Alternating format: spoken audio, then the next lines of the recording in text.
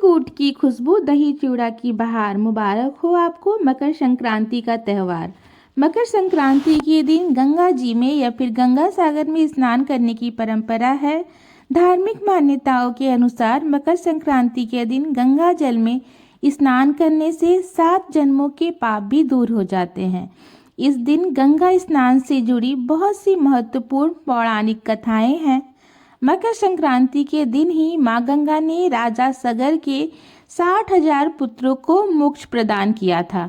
शास्त्रों में ऐसा भी वर्णित है कि मकर संक्रांति के दिन ही सूर्यदेव अपने पुत्र शनिदेव के घर गए थे।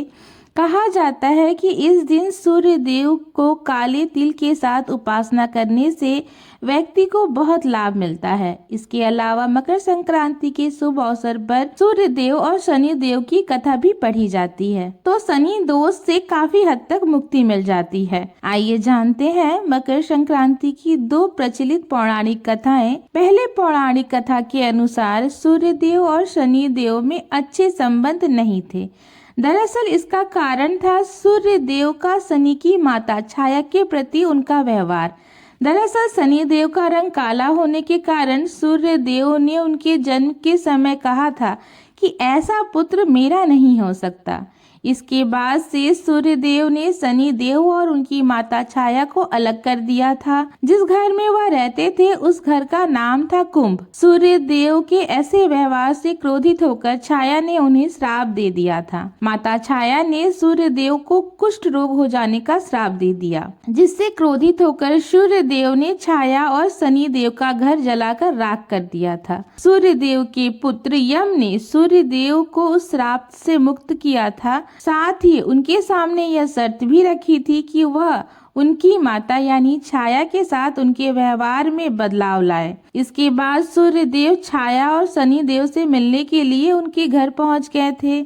जब सूर्यदेव वहां पहुंचे तो उन्होंने देखा कि वहां कुछ भी नहीं था, सब कुछ जलकर बर्बाद हो गया था। इसके बाद शनिदेव ने काले तिल से अपने पिता का स्वागत किया। शनिदेव के ऐसे व्यवहार से प्रसन्न होकर सूर्यदेव ने उस दिन उन्हें नया घर दिया जिसका नाम था मकर। इसके बाद से ही शनिदेव 2 राशियों कुंभ और मकर के स्वामी हो गए।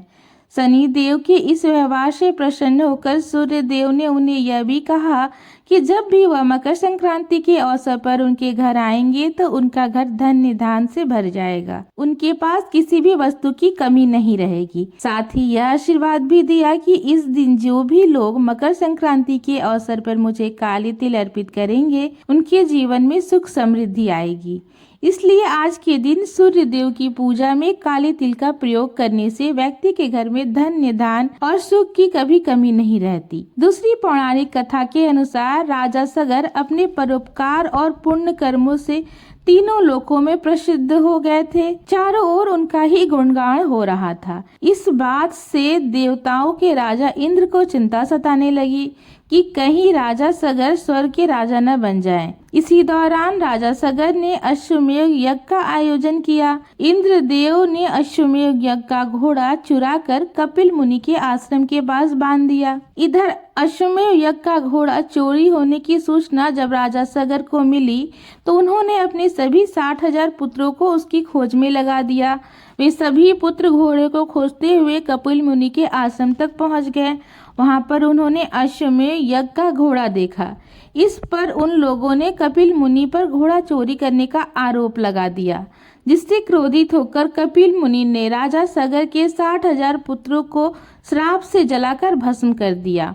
यह जानकर राजा सगर भागते हुए कपिल मुनि के आश्रम में पहुंचे और अपने पुत्रों को क्षमादान देने के निवेदन करने लगे। तब कपिल मुनि ने कहा, सभी पुत्रों के मोक्ष के लिए एक ही मार्ग है कि तुम मोक्षदायिनी गंगा जी को पृथ्वी पर लाओ। राजा सगर के पोते राजकुमार अंशुमान ने कपिल मुनि के सुझाव पर यह प्रतिज्ञा ली कि जब तक मां गंगा को पृथ्वी पर नहीं आता तब तक उनके वंश का कोई भी राजा चैन से नहीं बैठेगा।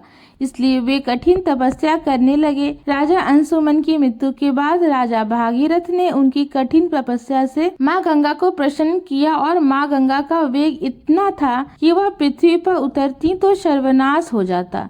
तब राजा भागीरथ ने भगवान शिव को अपनी कठिन तपस्या से प्रसन्न किया ताकि वह अपनी जटाओं से होकर माँ गंगा को पृथ्वी पर उतरने दे, जिससे गंगा जी का वेग कम हो सके। भगवान शिव का आशीर्वाद पाकर राजा भागीरथ धन्य हो गए। माँ गंगा को अपनी जटाओं में रखकर ही भगवान शिव गंगाधर बने। माँ गंगा पृथ्वी पर अवतरित हुई और आगे आगे भागीरथ और पीछे पीछे माँ गंगा पृथ्वी लोक पर बहने लगी। राजा भागीरथ माँ गंगा को लेकर कपिल मुनि के आश्रम तक आए, जहाँ पर माँ गंगा ने राजा सगर के 60,000 पुत्रों को मोक्ष दिया। जिस दिन माँ गंगा ने राजा सगर के 60,000 पुत्रों को मोक्ष दिया, वह दिन मकर संक्रांति की थी। वहाँ से माँ गंगा आगे जाकर सागर में मिल गई। जहाँ पर वह सागर में मिलती हैं, उस जगह को गंगा सागर के नाम से जाना जाता है। धार्मिक मान्यताओं के अनुसार मकर संक्रांति को गंगा सागर या गंगा नदी में या गंगा जल से स्नान करने से मोक्ष की प्राप्ति होती है और अगले पिछले 7 जन्मों के पाप भी नष्ट हो जाते हैं। क्या आपको यह कथा पहले से मालूम थी? यह बात आप हमें कमेंट बॉक्स में अवश्य बताएं। धन्यवाद।